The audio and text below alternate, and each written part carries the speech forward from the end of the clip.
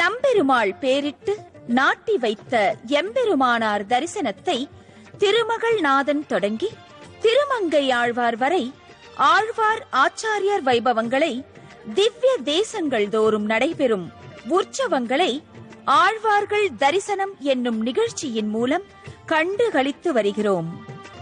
பரகாலன் பகர்ந்த 10 என்னும் தலைப்பிலே மீனோடு ஆமை கேழல் அரிகுரலாய் நின்ற அமரர் பெருமானை அகம் குளிர கண்டு ராமகிருஷ்ண அவதாரங்களில் ஈடுபட்டு நின்றோம். அவ்வகையிலே எம்பெருமான் இனி எடுக்கவுள்ள கல்கி அவதாரத்தின் பெருமையினை திருமங்கையாழ்வார் வழி நின்று சற்றே விரிவாக காண்போம்.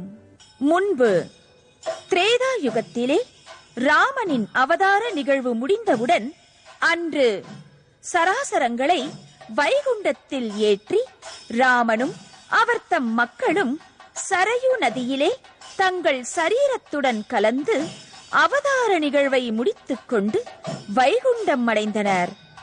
அதைப்போல துவாபர யுகத்திலே கண்ணன் தன்னுடைய அவதார நிகழ்வு முடியும் காலத்திலே துவாரகை நகரிலே பிரபாச கஷேத்திரத்திலே தான் மட்டும் தங்கியிருக்க யாதவ குலத்தினர் ஒருவருக்கொருவர் சண்டையிட்டு மடிய ஒரு வேடன் எய்திய அம்பினால் தன் அவதார நிகழ்வை முடித்துக் கொண்டு வைகுண்டம் புகுந்தார்.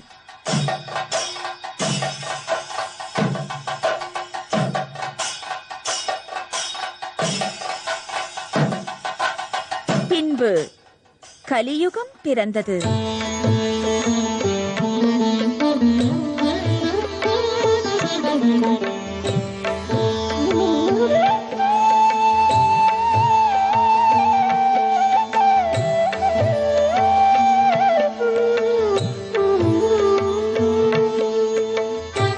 இக்கலியுகத்திலே தர்மங்கள் குறைந்து அதர்மங்கள் பெருக பெருக என்னென்ன நிகழ்வுகள் ஏற்படும் என்பதை பாகவத புராணம் தெளிவாக எடுத்துரைத்துள்ளது. இந்த நாகரீக விஞ்ஞான உலகிலே குளித்து முடித்தாலே ஆச்சாரம், சிகை அலங்கார அழகுக்கு முன்னுரிமை, மயக்குவது போல் பேசுபவனே சிறந்த பண்டிதன், வயிற்று பசி அடங்காமல் வேளை தவறி உண்பது, தர்மம் என்றும் தலை தூக்காதபடி தீய பழக்கத்திற்கு ஆட்பட்டு நீதிநெறி தவறிய வாழ்க்கையை மேற்கொண்டு மக்களும் வாழ்வர். தண்ணீர் பஞ்சம் ஓரிடத்திலே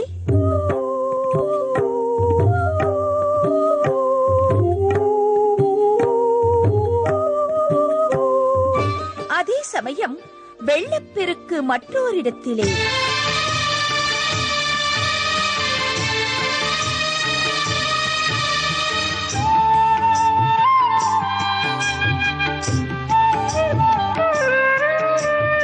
இதை போன்ற இயற்கை அறிகுறிகள் தென்படும் போது கலி முற்றும், அதர்மம் ஓங்கும்.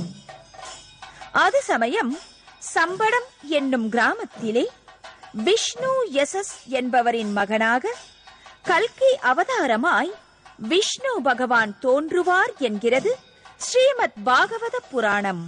ஆயினும் இக்கலியுகத்திலே சுகமாய் வாழ ஆழ்வார்கள் காட்டிய ஒரே வழி பக்தி. அந்த பக்தியின் துணை கொண்டு அர்ச்சாவதாரமாய் திருக்கோவில்களில் எழுந்தருளியிருக்கும் எம்பெருமானை துதிக்க சிறந்த வழி நாம சங்கீர்த்தனம். யஜ்ஞங்கள் யாகங்கள் நடத்தி கடந்த யுகங்களில் கடினப்பட்டு வழிபட்டதை விட எளிதாய் அவன் நாமத்தை உரக்கப் பாடி உயர்வு பெறுவதற்கு இக்கலியுகத்திலே நாம சங்கீர்த்தனம் ஓர் சிறந்த மார்க்கமாக முன்பே புராணங்களில் காட்டப்பட்டுள்ளது. மாதவ மாதவ நாராயண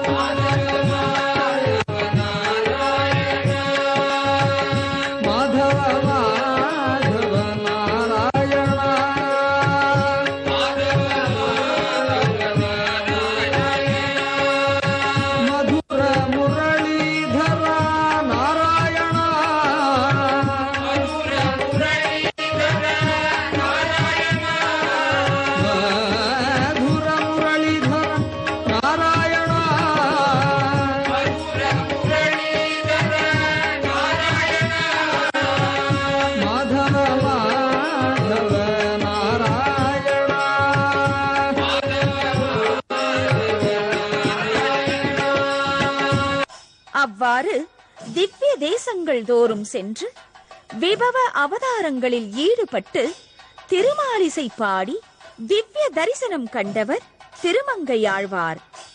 அப்படி திருக்கடல் மல்லை திவ்ய தேசத்திலே உலகுய்ய நின்றானை கண்ணனாய் கண்டு மகிழ்ந்து களிப்புற்று பாடும்போது கடும்பரி மேல் கற்கியாய் தோன்றி தான் எடுக்கப் போகும் கல்கி அவதாரத்தை கலியனுக்கும் காட்டி மகிழ்ந்தார் ஸ்ரீமன் நாராயணன்.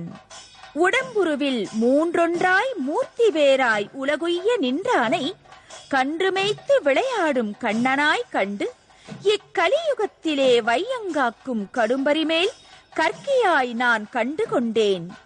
கடிபொழில் சூழ் கடல் மல்லை ஸ்தலசயனத்தே என்று மங்களாசாசனம் செய்து மகிழ்ந்தார். ஆழ்வார்கள் தரிசனம் இடைவேளைக்கு பிறகு.